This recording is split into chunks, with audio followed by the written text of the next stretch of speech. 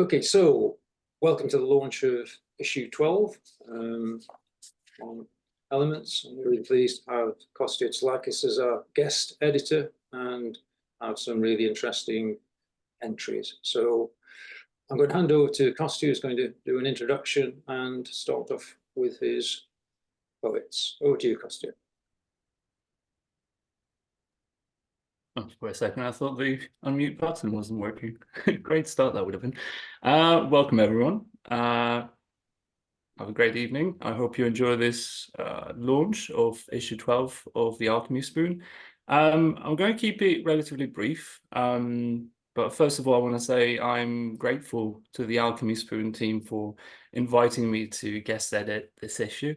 Even though I have a fair few years of experience editing publications, be it Harana Poetry or Ambit, this was the first time I was invited to guest edit an issue. So it's a great honor to for that to be done. One of the most memorable reviews of my first pamphlet, Ephibos, was featured in the Alchemy Spoon. Vanessa wrote this one, so it was something I still remember. So I know how well respected the Alchemy Spoon is, how it's carved its own little corner of the poetry world, and how loved it is as a publication. So yeah, I immediately said yes. Not only because it was going to be fabulous to guest edit this great magazine, but also I was intrigued by the fact that I was going to help shape an issue with a theme. So that was a first for me, and I was really keen for that to be involved in this.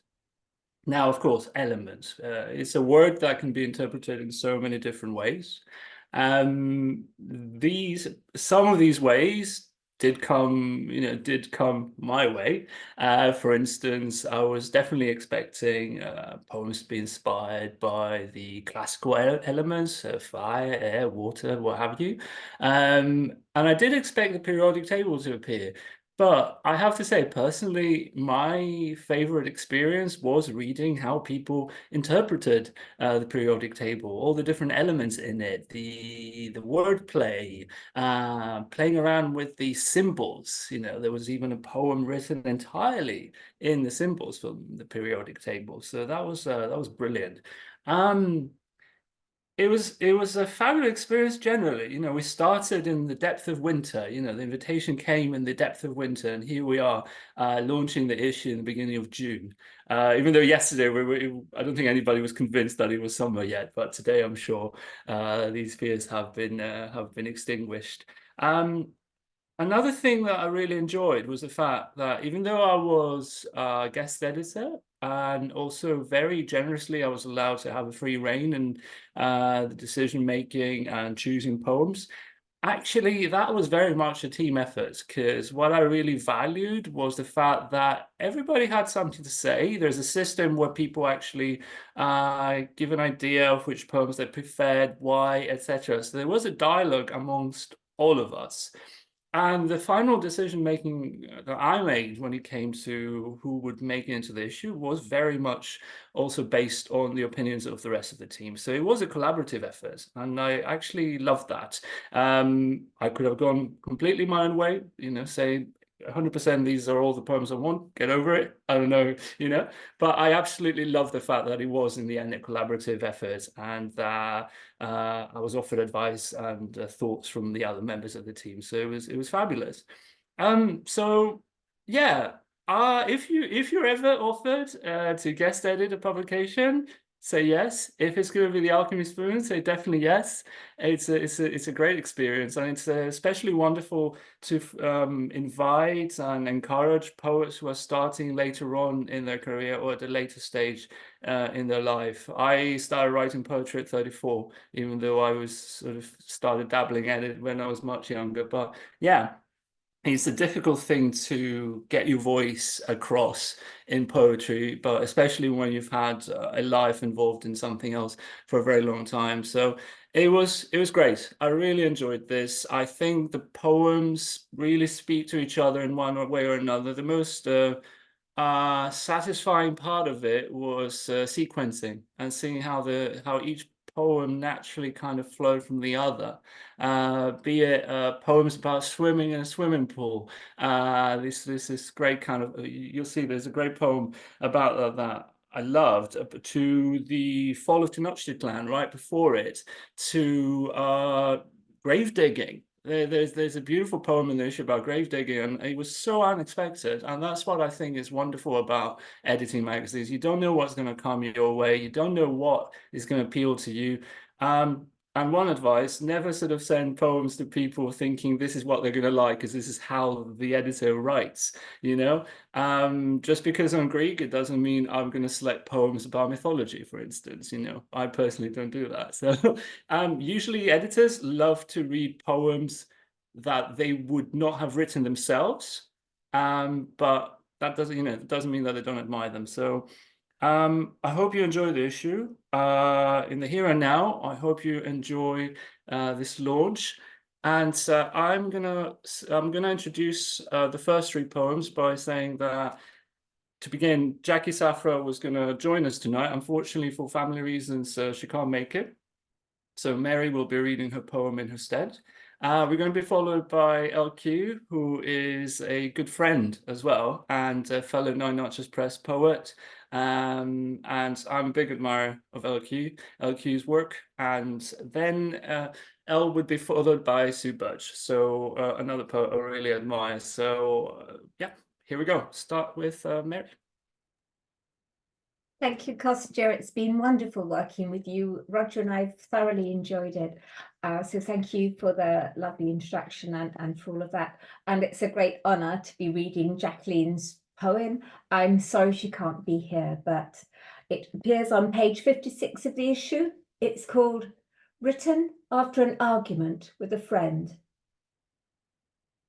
Even as the oligarch, with scars and money, trades in landmines, even as we fail to dispatch $1 salts to save dying children in Yemen, even as the missiles fly and the drones drop and the boats are sinking, even as the forests and the oceans and the glaciers, isn't it a kind of miracle that we still have the will to twist the intricate knots of the spirit and inflict a special kind of pain? I'm sorry. Forgive me. The problem is fear. The problem is love in all its infinite refractions. So easy to simplify the mirror, so possible to dissolve the knots. Look, I'm doing it now. How lucky we are to know the knots in the mirror are small and soluble problem. Thank you. Back to you, Kostya. And now we're going to be following with LQ. LQ is going to read three poems from the issue 12 of the Alchemy Spoon. Thank you so much for inviting me to take my three poems, and it's such a thrill to have them in Alchemy Spoon, and such a thrill to be here tonight with everybody. I realized when this theme came out that I was actually writing a lot of poems about different elements, kind of water and rain and weather and ground and soil. So it felt really apposite. Water writes, the first one in takes ownership before the others. She breaks the meniscus, diving in and under water, arms stretched forward, surging up to the surface, synchronizing stroke with breath. Woman, tumble turning at the tiles, pushing off from the wall, dreams of open water, leaves floating, speckled trout down among the rocks. And then to move to another element, grounding. Someone says 10 slow breaths, and I lie down on the sod, waiting. In this humidity, soil slurps, sweat dregs. Still, I press firm, curves to earth. Now, underarms, and now, those damp pits behind the knees, toes furrow, radicals sink and burrow beneath.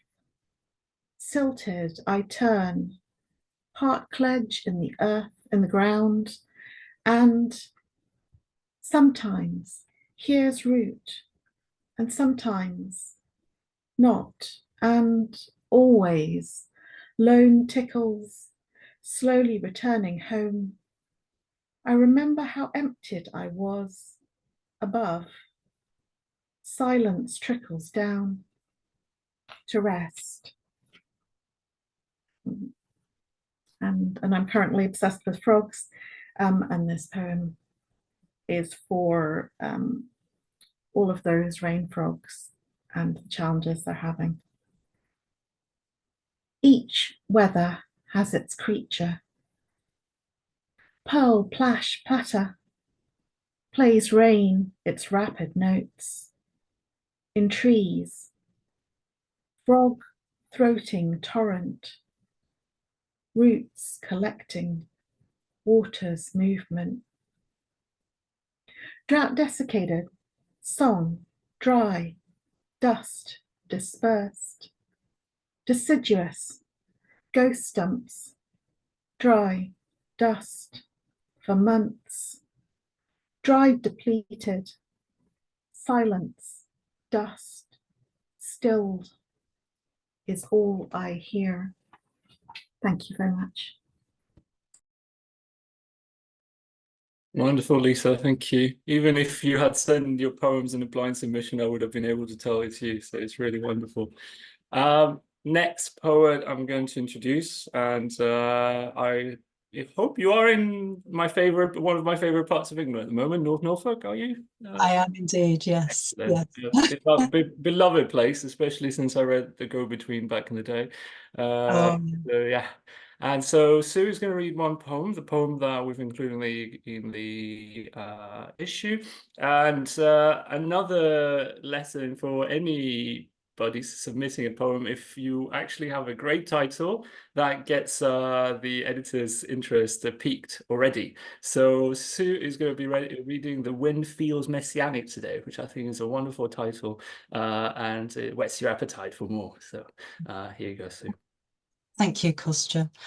Just to echo what LQ said about how delighted I am to be in this issue as well and to be invited to read. As Kostya said, I live very near the sea on the North Norfolk coast, so I mostly write about wind and water. The wind feels messianic today. My knees a swirl of bone. A robin surfing in the restless bird bath. This morning I skipped myself awake, wondered if today the spout would be clogged with mossy hair or hairy moss. This afternoon I will take my pen and see how many words I can make out of Armageddon.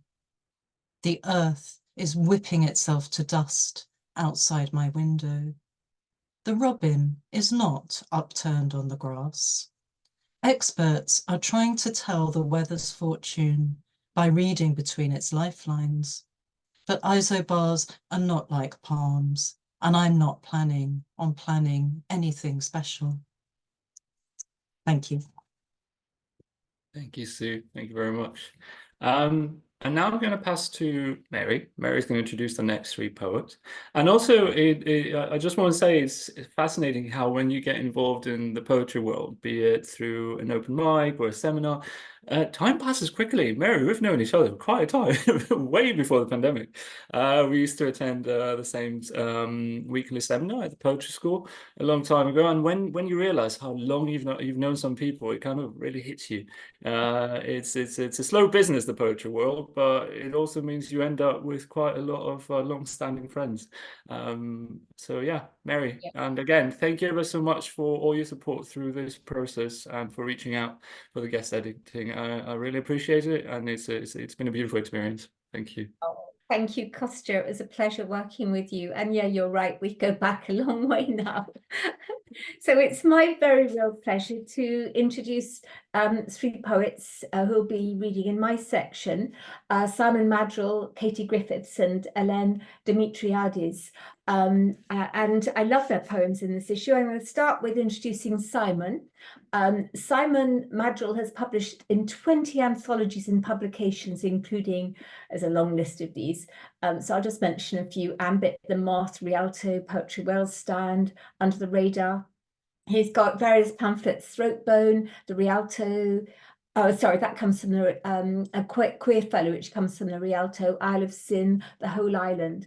And his latest is this beautiful, beautiful collection, which I really recommend people to check out, A Finger in Derek Jarman's Mouth, which is just beautiful. It came out in February and it's got lovely illustrations inside it. So Simon's going to read two of his poems. His poems are on, I think, page 59 and 60 in the issue. So over to you, Simon. Lovely, thanks so much, Mary. Yeah, this first poem is there was another poem called One Thought, One Breath, which was published in The Moth, and this is the second one, One Thought, No Breath.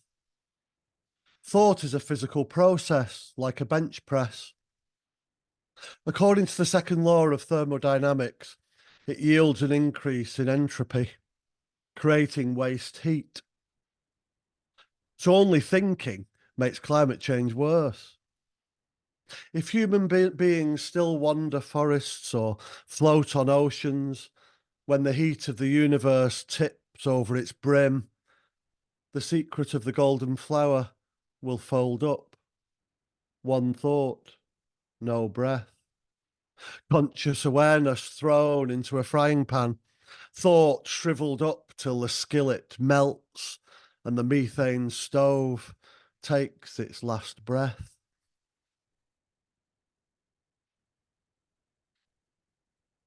So this next poem's got a lot of Manx Gaelic in it. I'm struggling to understand how best to read it. It's best to look at it if you can. But what I think I'll do, it has a load of, it's sort of inspired by a poem from Michelle Penneth Loza, who she put a load of Spanish words and then a sentence after each Spanish word. What I think I'll do is to read it vertically with the Manx and then the translation, and then I'll read the prose bit. Jarud, forget. Shul, walking. Glian, glen. Heen, sea. Chow, warming.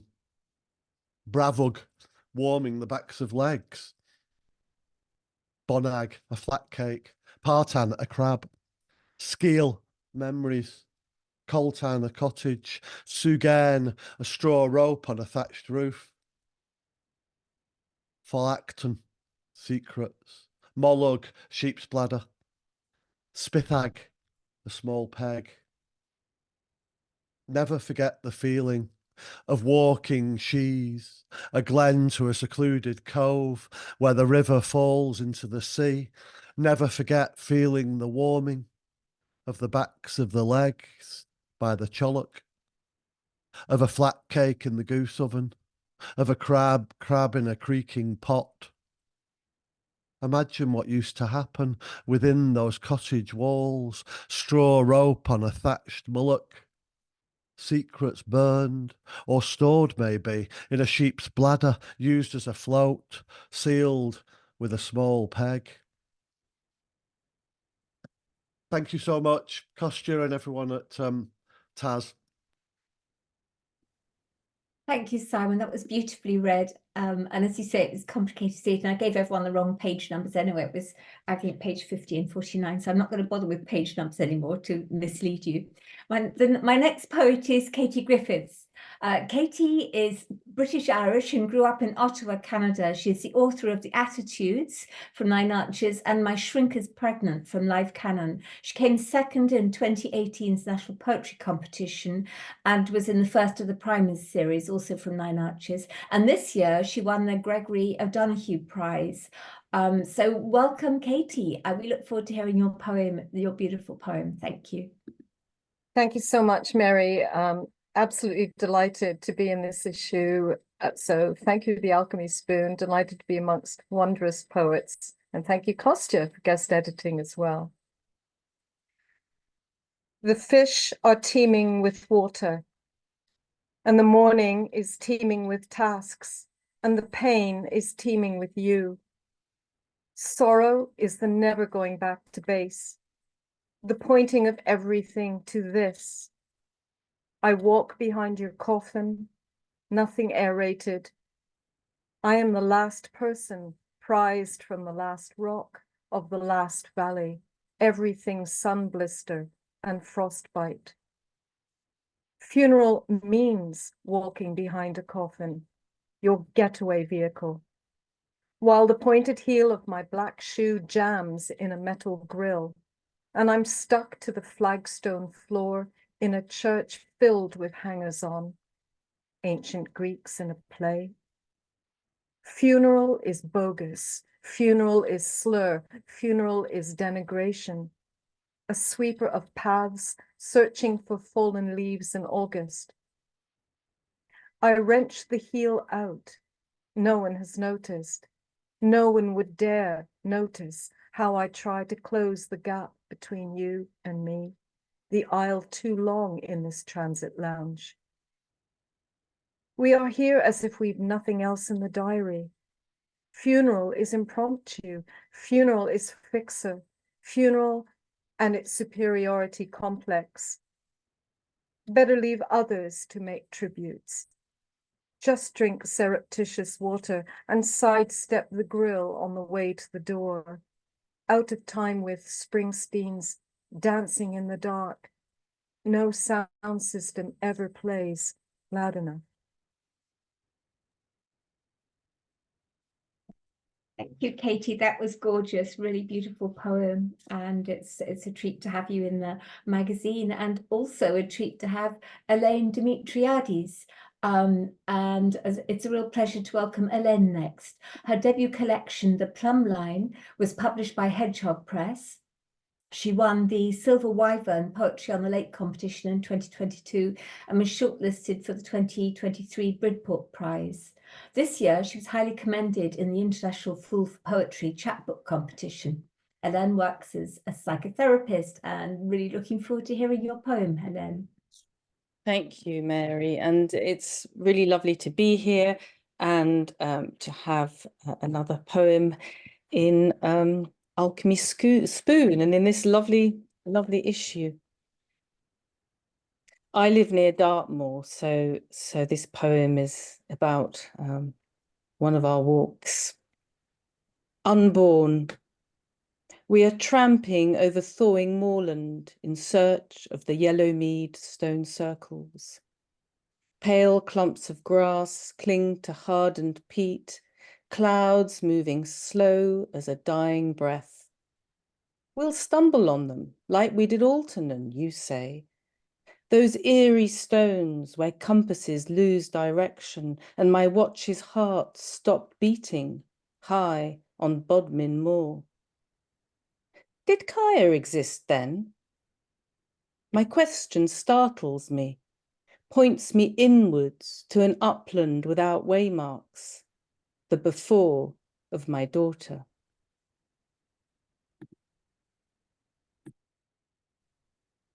I love that thought that once we have children, can we ever imagine a life before them? Thank you so much, Hélène. And it's now my pleasure to hand over to, so thank you to all my poets reading, and now my pleasure to hand over to Roger. Thanks, Mary. and it's some great poems and some more great poems to come. So the first reader from my selection is Simon Aldwick. Simon lives in Oxford. His poetry has appeared in a variety of magazines, Magma, Frogmore Papers, and elsewhere. And his pamphlet, Ways to Say We're Not Alone, is available through Broken Sleep Books. So I'm looking forward to your poem. Over to you, Simon. Thank you, Roger. I'm going to read Beach Artist. All he knows in advance are the tide times. As soon as it turns, he's out on the shore, collecting only the smoothest of rocks. He reaches for the ones that call loudest, is guided by their shape and their color, lays them out in geometric patterns, ascends the cliff face, looks down on his work, takes a photo for prosperity's sake, and moves not 1 inch. The waves roll over. In the beginning, he was a young man who was naturally good at balancing flat-edged pebbles. He stacked them one by one. The more he did it, the more he tuned in to the myriad of designs, the feel of the stones, how they'd speak if he'd listen. Now he does it through habit, defiance. There's nowhere on earth he would rather be, telling stories through stones placed on the sand. Even as the cold wind bites at his face and nothing stays in the place it was left, and all endeavor is lost to the sea. Thank you. Thanks, Simon. Great last line as well. All endeavor is lost to the sea. So we now move to Veronica Zundel. Veronica has had poems published in Magma, Snakeskin, Alchemy Spoon, and several anthologies, and won the Barrington Cruise Lines prizes. And she's had poetry featured on Radio 2 and Radio 4, and in an Open University Foundation course. And she has an MA in writing from the Poetry School on Newcastle. So over to you, Veronica. Thank you. This is where I have to make a confession. I'm not actually on lithium. I'm on something called sodium valproate, but that's not an element, so I lied. As Vanessa always says, it's a poem, you can make it up. However, this is lithium. They gave me a pill to make me less wild. I don't throw chairs now, or rip up books, scream at my nearest, or when better, spend money I don't have on clothes I don't need. I suppose I'm happier generally. Life is plain. I walk on level ground, trip less on boulders. Only the one thing, I cannot open that vein that is essential to let the blood of poems, and that gushes both outside and inside me, filling my limbs with the flush of new words. Now I have the choice. Take the pill, live evenly, step off the waltzers and find my legs, or risk the wild ride, the soaring, the sinking, the tears that water my words. I'm thinking. Thank you. Thank you, Veronica. Sodium's an element, so you're definitely in the realm. So my final poet is Daniel Rivak. He's a writer, translator, a PhD student at the University of Oxford, and has published poetry in, again, a variety of magazines, including Rust and Moth, Arc Review, and Right House. And he was first prize winner of the Oxford Digital Futures 2022 writing competition, and is the recipient of the 2023 Bogdani Award by the International Writers Association. So looking forward to your poem, Daniel.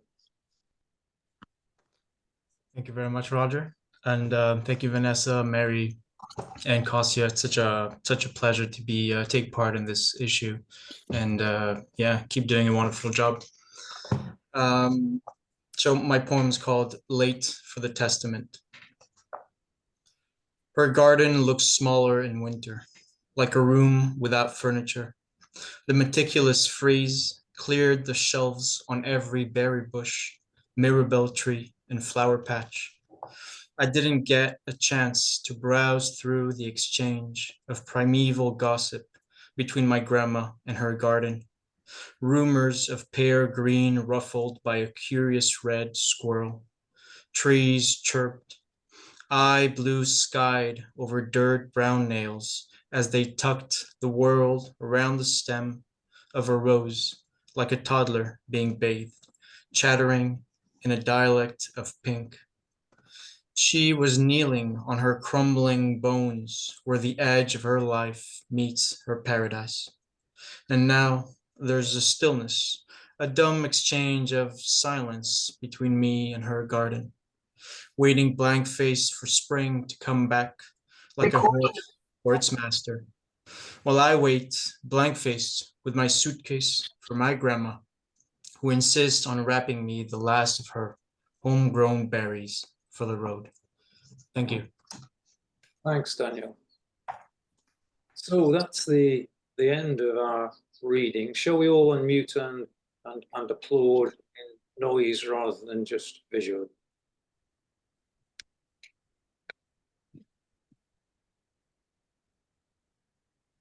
And so what we're going to do now is to hand over to Vanessa with a few things to say, and then we'll move on to the last sort of bits of the evening. So over to you, Vanessa.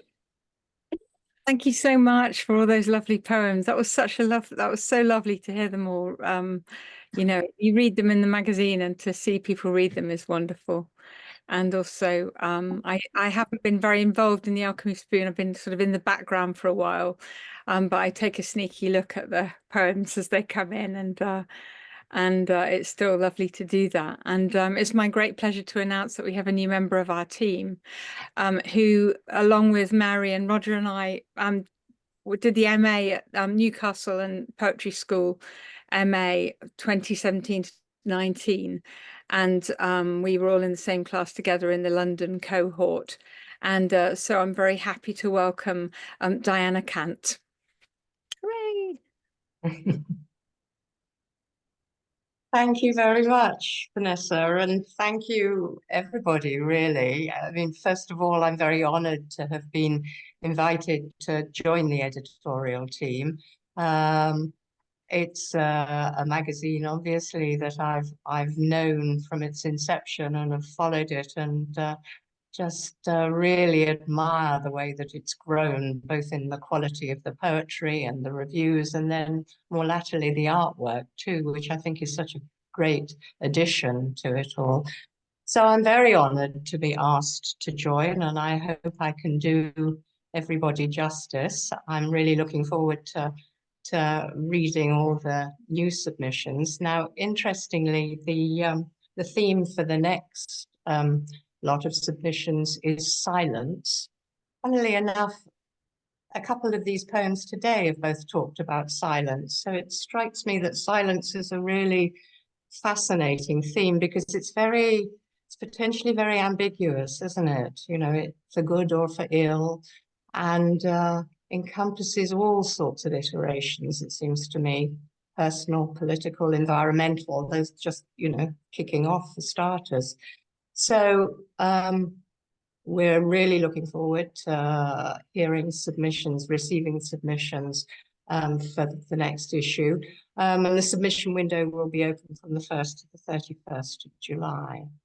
So thank you to all the poets who've read today. It was fascinating, as Vanessa said, to actually hear them, not in real life, but as near to real life as we often get these days. And yeah, I look forward to being part of the team.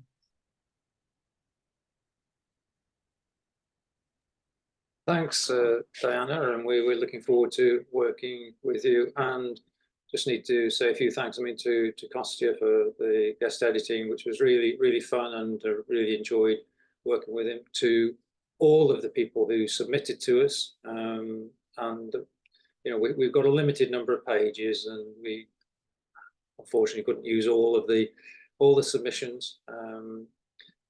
But the ones that we selected, I think, have made an excellent issue, and we really enjoyed putting it together, and we'll enjoy working on the next one. Although we've got a little bit of a break now before the next one's due.